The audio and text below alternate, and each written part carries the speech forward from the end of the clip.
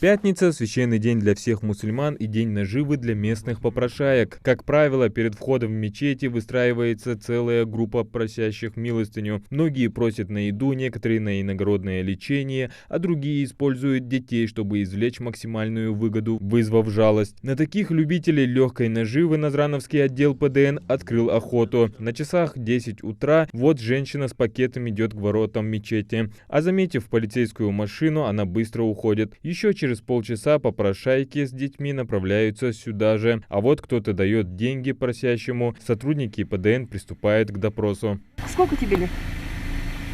Не знаю, як питати. Подожди. Сколько тебе лет? 11, да? Где ты живешь?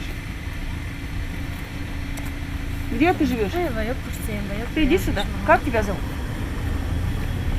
Ну, как тебя зовут? А? Как? Вазиев, да? Русским языком, как заявляют попрошайки, не владеют, говорят, что родом из Таджикистана. С женщинами двое детей, 10 и 11 лет. Мы поинтересовались, заставляют ли их родители попрошайничать. Тебя мама заставляет? Да? Мама заставляет, да? Дома нету сестра. Мальчик представился как Мурат Шо, фамилию свою не назвал. В школу не ходит и не ходил. Удостоверения личности ни у кого из них нет. Придется выяснять все в районном отделении. Пока часть правоохранителей рейда оформляет эту пару, вторая группа поймала на попрошайничестве еще 3 женщин с детьми. Есть документы. Отвечайте. А? Ну. Что ты сейчас прячешься?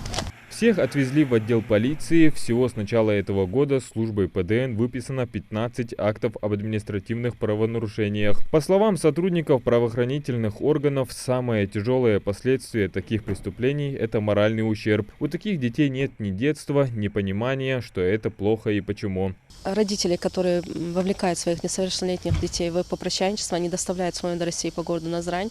Там составляется административный материал в отношении родителей по части 1 статьи 5.35 неисполнение своих родительских обязанностей по воспитанию, обучению и содержанию своих несовершеннолетних детей. Далее материал направляется в комиссию по делам несовершеннолетних, там рассматривается. И если повторяются данные правонарушения, родитель ставится на профилактический учет в ОПДН УМВД России по городу Назрань.